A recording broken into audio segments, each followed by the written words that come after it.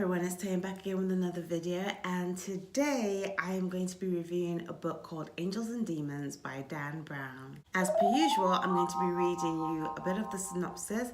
I'm going to tell you what I liked about the book, what I didn't like about the book, if anything, who my favorite characters were, and my rating for the book. So here we go.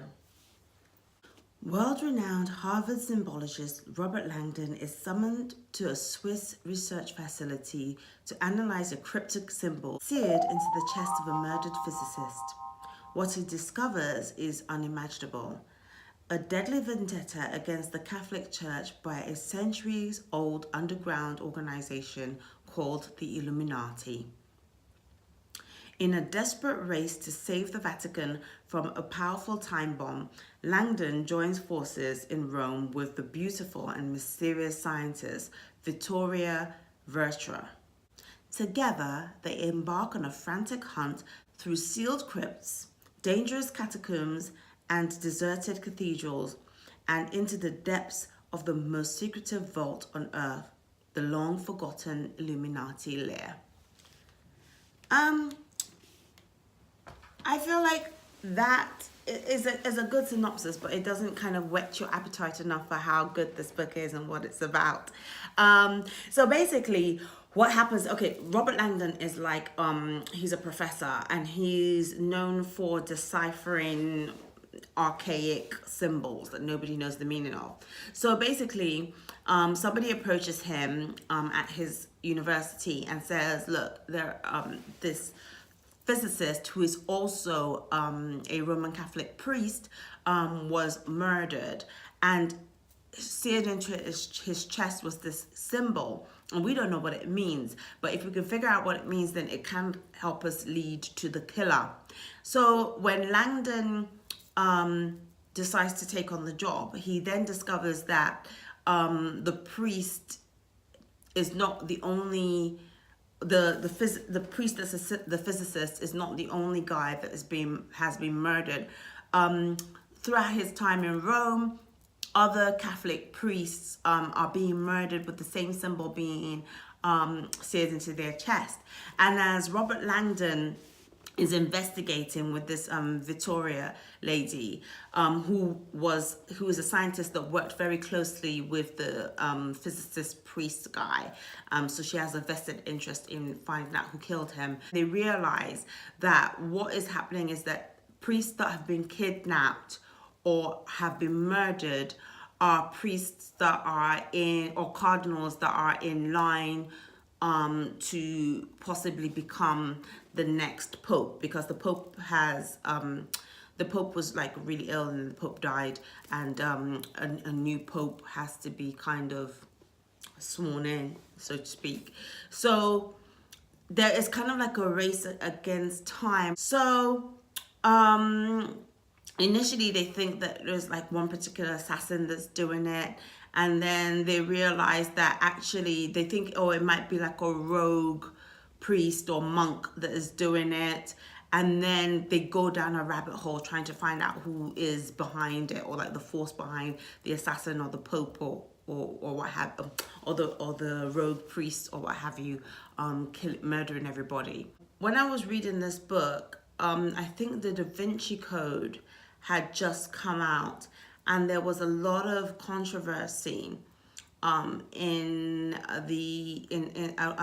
certain religious circles that were basically saying, you know, I don't know, like banning this book. I mean, I actually like went to a friend's church, and the pastor at the church just basically went on this long rant about how nobody should read the Da Vinci Code.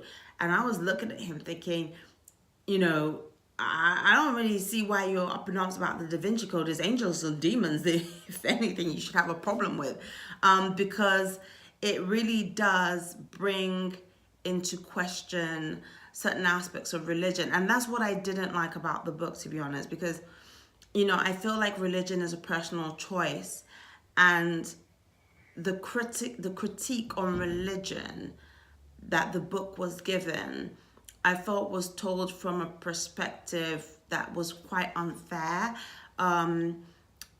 It was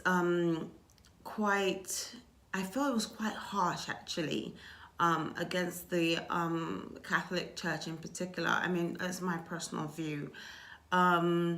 So that didn't really sit well with me. I mean, believe me, I do not believe that anything should be followed blindly without question.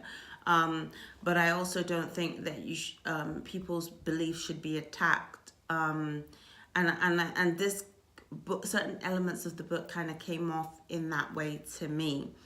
Notwithstanding, the actual murder mystery story, and the historical or educational story about the Illuminati or the Knights Templar, as they began, was quite interesting. And I really, really enjoyed that. And I really, really enjoyed how the story took a turn, and the person that was actually behind the murders was not who, like, it was somebody that you just would never think that this person is the person that is behind the murders, and his reasons for being behind the murders, and his you know, that kind of Freudian dichotomy of lost father-son type of relationship, and the son having vengeance against the father kind of thing, was very interesting. And there were certain elements of, I felt, art imitating life in terms of, well, not strictly, but to some extent, in terms of that father-son dynamic, and a high religious figure such as the Pope. So I found that very, very interesting, because I think, is it the current Pope, Pope Francis, has a son, I think. But I could be wrong, forgive me if I'm wrong. But I found that quite intriguing, and quite interesting how that just that aspect, how that kind of art imitated life, just that tiny sliver of an aspect, nothing else in the book is art imitating life.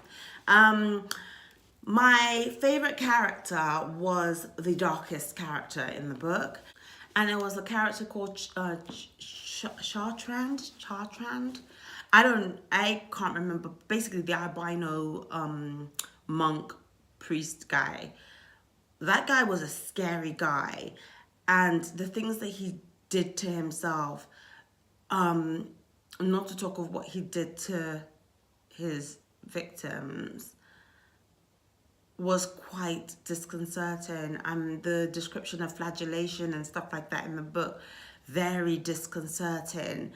The way that he was clearly somebody that was emotionally easily manipulated, and somebody that was searching for acceptance.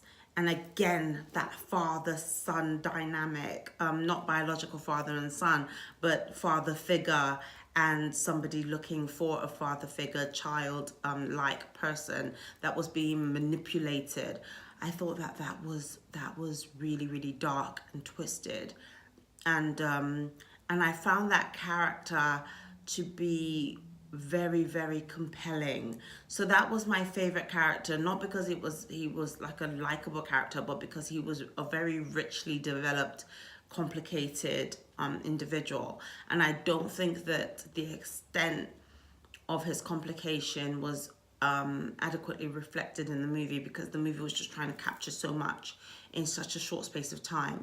So I would give this book a 4.2 again out of 5, because it was very, very good. It was very interesting, and I really, really enjoyed it. It was a page turner. It was the first Dan Brown book I ever read, and to date it's still my favorite of all the Dan Brown books. So I would highly recommend that you pick it up. Please, please, please let me know your thoughts. Please leave your comments down below. Please like, share, subscribe, hit the notification bell, and as per usual, until next time, bye.